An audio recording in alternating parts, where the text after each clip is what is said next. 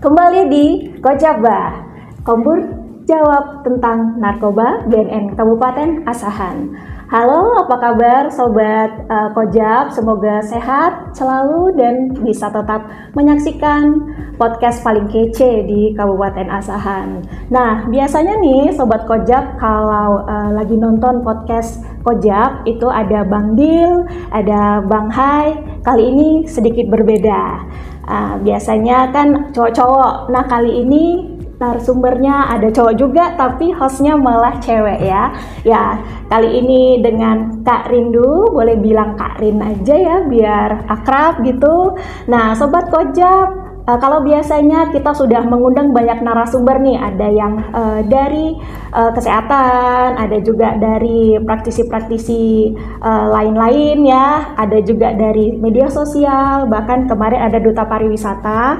Kali ini kita kedatangan praktisi pendidikan, yang mana baru pertama kali nih hadir di Kojaba yang dari backgroundnya pendidikan. Nah, langsung aja kita sambut narasumber kita ini, ada bapak-bapak nih, boleh dikenali nih Pak, silahkan. Pagi Kak Rindu, pagi Sobat Podcast Kojaba. Perkenalkan, nama saya Chandra, panggilan akrabnya Pak Chan. Saya dari Lembaga Sekolah Maitreya Wira Kisaran. Oke, Pak Chandra, Bapak sekarang jabatannya adalah seorang kepala sekolah nih. Dari sekolah mana Pak? Sekolah Maitreya Wira Kisaran. Maitreya Wira Kisaran. Nah, boleh Pak diceritakan nih awal mula eksistensi Maitreya Wira ini ada di Kisaran ini gimana nih Pak? Baik, Kak Rindu, makasih. Tahun 2019, Sekolah Maitreya Wira Kisaran itu hadir di Kota Kisaran, Kabupaten Asahan. Dan pertama kalinya itu memulai layanan pendidikan di satuan kelompok bermain, taman kanak-kanak, SD kelas 1, 2, 3 dan SMP kelas 1. Awalnya itu SMP nggak dalam set planningnya kami, enggak. Tapi karena permintaan orang tua dan kita menghimpun kurang lebih ada 48 murid SMP pertama. Jadi oke deh, kita gaspol langsung SMP-nya ada juga di tahun 2019. Itu awalnya sekolah Maitreya Wira Kisaran itu hadir di Kota Kisaran. Dan sebelum di Kota Kisaran, Sekolah Maitreya Wira ini dalam naungan Yayasan Pendidikan Budi Cahaya Kasih Maitreya itu sudah ada di Kota Deli Serdang, di Kabupaten Deli Serdang, di Komplek Cemara Asri. Nah, di sana itu mereka ini masuk tahun ke-10 malah. Jadi abang sulung kami lah di situ. Kalau di luar pulau ada di Batam, kemudian ada sekolah Batra Indonesia di Pasuruan, Jawa Timur, dalam satu yayasan yang sama. Itu Sekolah Maitreya Wira, Kak. Ya, tahun berapa itu Pak pertama kali ada di Kisaran? Kalau yang di Kisaran 2019, kalau yang pertama kali di Indonesia itu tahun 1961 kalau saya nggak keliru. Di Kota Pasuruan, Jawa Timur kalau nggak salah ya. Iya. Nah, 2019 kira-kira Pak Chandra waktu awal mulanya ada Maitreya Wira langsung jadi kepala sekolah nih Pak? Benar sekali. Karena memang backgroundnya juga dari sarana pendidikan, kemudian juga udah punya pengalaman bekerja di Kota Medan, di Kota Tanjung Balai juga udah ada. Jadi dipercayai sama yayasan, sama pengurus ketua Sekolah Maitreya Wira Kisaran untuk mengemban tugas di kepala SMP-nya. Sambilan juga belajar mengurus untuk perizinannya. Nah, kalau dulu itu awal-awal launching yang namanya program OSS, Online Single Submission. Di Dinas Penanaman Modal Satu Pintu Terpadu Kabupaten Asahan. Semua itu sangat helpful ya, apalagi dengan birokrasi yang udah mulai online terus. Jadi itu semua sangat memudahkan, banyak terbantu. Begitu banyak usahanya Pak Chandra nih ya. Tapi sebelum ke Maitreya Wira, Bapak sebelumnya mengajar di mana nih? Ada beberapa sekolah, Sisingamangaraja Tanjung Balai, kemudian Metodis 2 Medan, Cinta Budaya di Deli Serdang, juga Jenderal Sudirman di Medan juga pernah. Sudah banyak pengalamannya Pak di berbagai sekolah nih ya. Rekan mungkin sobat-sobat Kojab nih pernah kenal sama Pak Chandra nih, boleh nanti disapa ya melalui komen-komennya. Oke, lanjut nih Pak Chandra. Sekolah Maitreya Wira itu adalah salah satu sekolah yang kita bilang elit nih di Kisaran. Ya, dari gedungnya itu sebenarnya mempunyai fasilitas-fasilitas yang bagus gitu ya. Sebenarnya adakah kriteria-kriteria tertentu yang ada di Maitreya Wira mungkin untuk penerimaan siswanya gitu Pak? Baik, terima kasih Kak Rindu.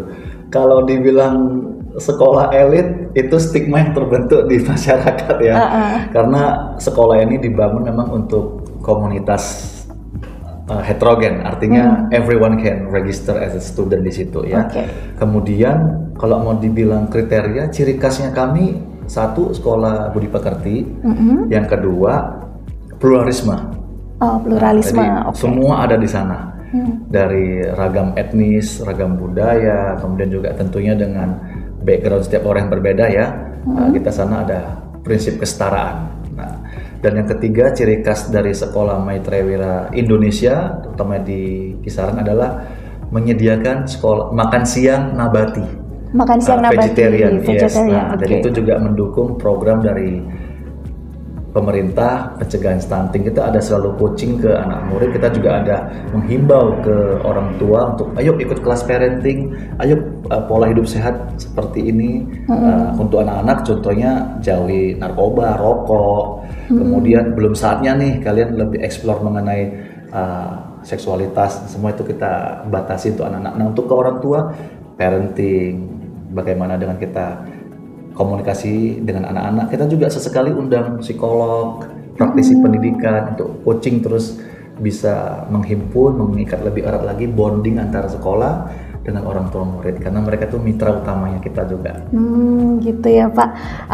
Kalau terkait dengan kegiatan-kegiatan siswa yang ada di sekolah, saya pernah lihat nih di beberapa media sosial bahwasanya sekolah Maitreya Wira ini punya banyak sekali kegiatan-kegiatan siswa yang kita bilang kreatif sekali gitu.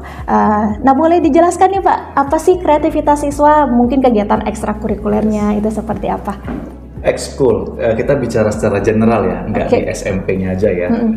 Kita punya rekan kerja tim manajemen yang hebat, punya sekali banyak ide-ide, apalagi guru-gurunya juga guru-guru muda ya. Kalau Kak Rindu dan teman-teman pernah berkunjung, itu guru yang muda. Kita punya ekskul itu, kalau di IT kita punya kelas desain grafis. Kemudian edit video, fotografi, syuting, nah ini juga udah ada. Terus dari SD aja mereka itu udah kita berikan bekal untuk literasi digital. Buat buletin, elektronik buletin gitu, tim SD. Kemudian untuk hal yang ke soft skill, public speaking.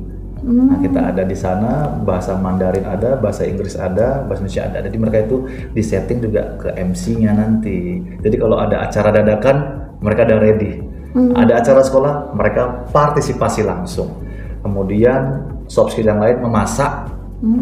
Memasak itu makanan tradisional, dari yang ringan sampai yang berat, sampai dengan minuman. Anak-anak juga kita latih ya, didampingi oleh guru-guru. Nah, karena butuh penanganan dan perhatian juga untuk api yang panas, kompor, itu harus dijaga juga safety. Lalu berikutnya untuk hobi, ada ke seni tari, seni musik, kemudian juga berlatih vokal. Nah, tim paduan suaranya sekolah Maitreya Wira Kisaran baru saja nih semalam meraih peringkat 2 se-Sumatera Utara dalam acara Inlah Got Talent. Inlah Got Talent. Yes, baru saja semalam. Jadi mereka di peringkat 2 dari puluhan peserta se-Sumatera Utara. Nama paduan suara kami adalah Delgio Choir. Delgio Choir. Ya, Sobat Kojab, saya pernah secara langsung nih menyaksikan Delgio Choir-nya ini memang bagus sekali. Ya, mungkin nanti ada beberapa Sobat Kojab yang mungkin tertarik menyekolahkan anaknya di SMP Maitreya Wira gitu. Silakan, mungkin bisa nanti ketemu sama Pak Chandra. Atau juga ada acara kegiatan mau ngundang ini, silakan. Oke, kita bisa partisipasi dalam arti ini win-win solution. Anak-anak punya bakat, punya kesempatan untuk unjuk gigi. Nah, teman-teman yang punya hajatan juga acaranya juga nendang, bermutu gitu. Jadi ini ada satu simbiosis mutualisme. Boleh, silakan hubungi kami. Oke, nah silakan dihubungi Pak Chandra nanti ya teman-teman.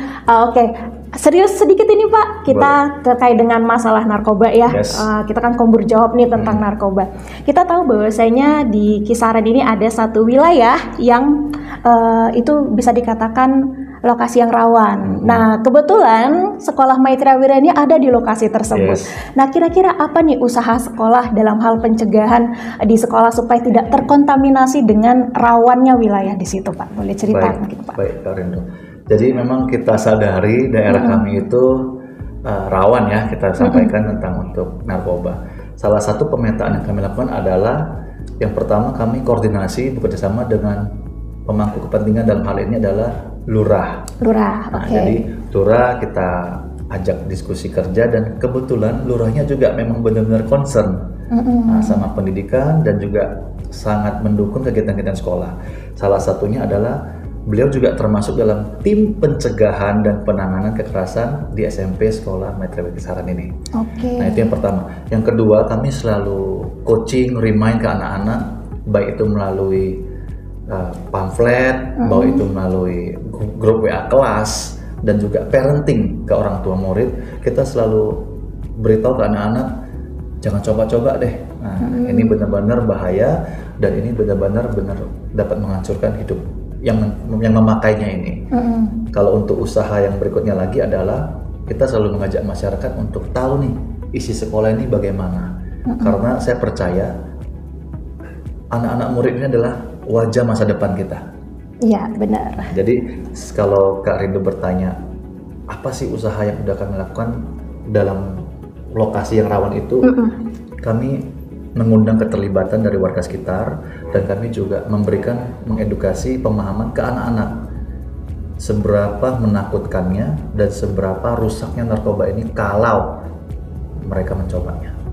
Baik, memang kedisiplinan itu ada yang paling utama sebenarnya, disiplin dalam hal kita mencegah jangan sampai anak-anak ikut menjadi penyalahguna narkoba. Oleh karena itu di sini kita juga Pak Chandra kehadirannya di BNN dalam rangka kerjasama ya antara BNN Kabupaten Asahan dengan SMP Maitreya Wira Kisaran. Nah, kira-kira Pak ke depannya apa yang akan dilakukan SMP Maitreya Wira?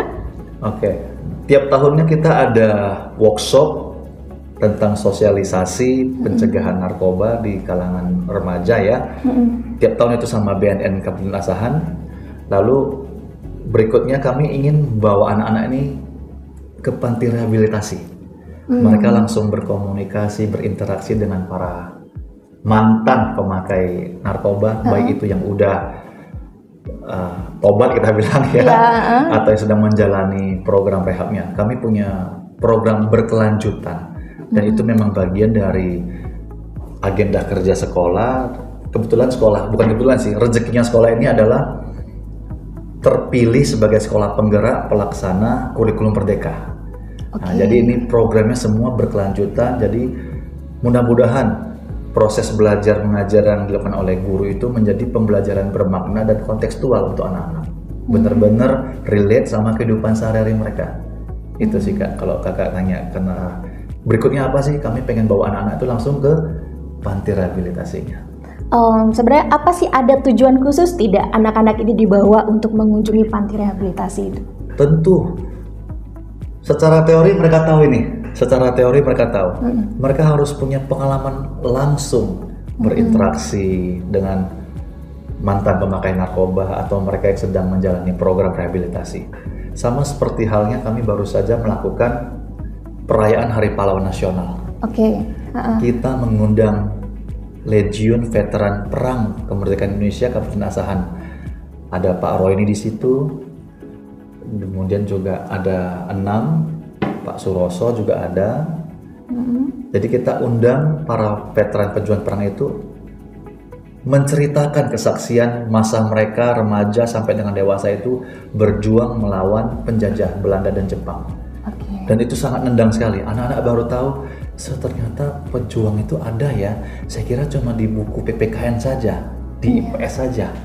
Kita langsung hadirkan. Jadi seolah-olah itu talkshow kakek bercerita sama cucu-cucunya. Dan baiknya lagi adalah kesempatan bagus dengan koneksi dukungan komite orang tua murid, kita berhasil mengundang kehadiran Ibu Mutia Hatta. Oh, Mutia Hatta. Putri dari proklamator kita. Iya. Bapak Dr. Andes Muhammad Hatta. Muhammad Hatta. Yes, beliau itu berkenan hadir, tetapi karena ada agenda lain di besoknya, di 10 Novembernya itu ada perayaan Hari Pahlawan. Jadi dengan durasi waktu dan kondisi, akhirnya beliau cuma bisa hadir secara online, dan itu pun sudah benar-benar luar biasa untuk tim Legion Veteran karena langsung berinteraksi, dan juga beliau menyempatkan diri untuk motivasi ke anak-anak untuk punya nasionalisme, patriotisme, berbakti sama orang tua, plus juga itu satu, narkoba dijauhi, itu pesannya beliau. Luar biasa memang. Tapi intinya interaksi antara anak-anak dengan mungkin para pecandu ini dijadikan sebuah testimoni supaya mereka tidak seperti yang terjadi kepada para pecandu. Belajar dari pengalaman orang lain. Iya, itu luar biasa itu, Pak. Nah, siswa-siswa ini kan dipersiapkan untuk menghadapi masa depan yang luas. Nah, tentunya harus jauh dari narkoba, Pak. Ada program apa lagi nih di sekolah kaitannya dengan narkoba gitu? Kita punya program Palang Merah Remaja. Nah, itu langsung bekerja sama dengan PMI Kabupaten Asahan ya. Jadi skillfulnya ada, kemudian juga mereka juga secara wawasan pengetahuan juga diperkuat bahwasanya salah satu aspek untuk memiliki masa depan yang cerah adalah jauhi narkoba.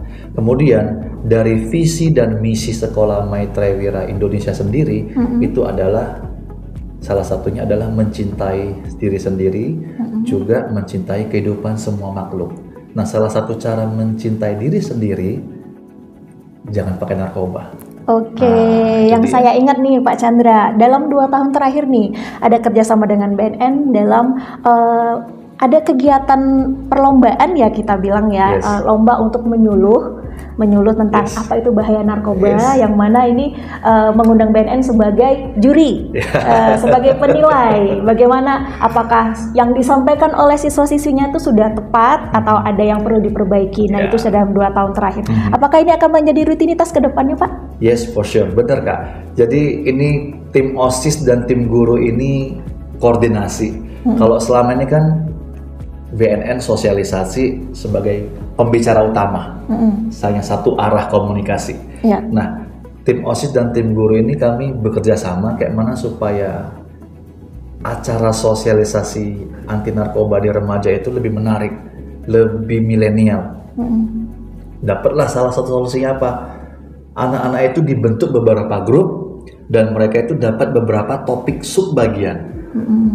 Tentang bahaya narkoba, definisi narkoba, jenis-jenis narkoba, dan apa yang mereka harus lakukan sekiranya ada melihat mungkin di lingkungan sekitarnya itu, mau orang rumahnya, tetangganya, kalau terindikasi memakai narkoba, mereka harus bagaimana?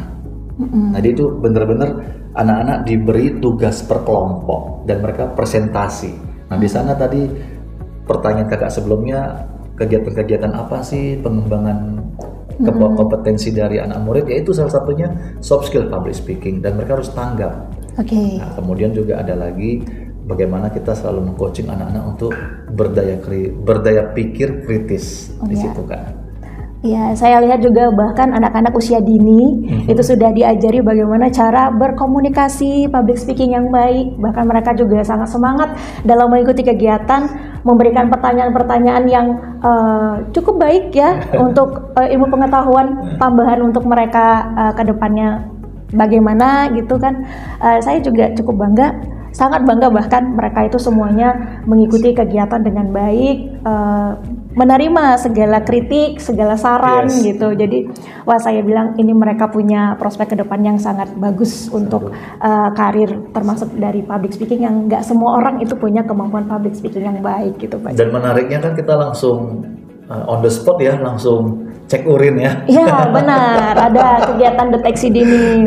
Jadi itu benar-benar juga sangat menendang dan orang tua juga sangat appreciate, sangat menghargai. Oh bagus lah, nggak perlu dipilih A, B, C, D, langsung aja on the spot.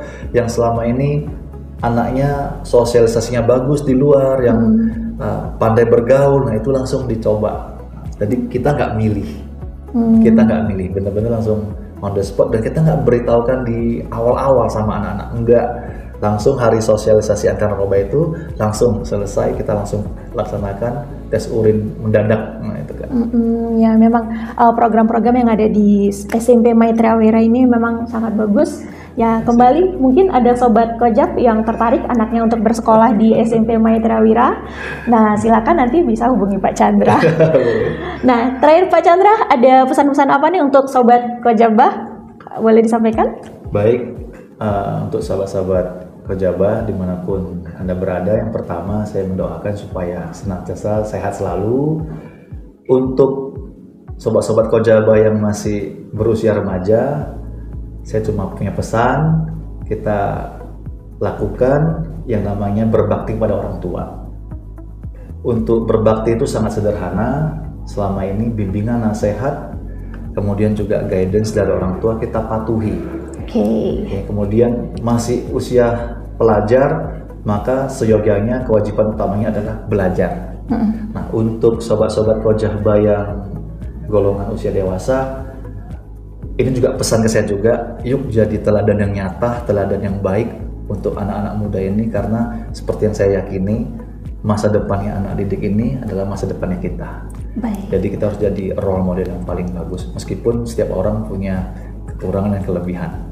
Pokoknya do your best, be the best.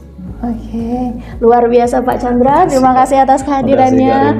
Nah, Sobat Kojabah, demikian tadi podcast kita ngobrol bareng udah sama praktisi pendidikan itu Pak Chandra dari SMP Maitreya Wira. Sekali lagi, salam sehat tanpa narkoba, jauhi narkoba, jangan pernah mau coba narkoba karena narkoba tidak memberikan manfaat apapun bagi kita semua. Tetap semangat untuk menjalani hari. Kepada semua Sobat Kojabah, kami pamit. Salam sehat tanpa narkoba.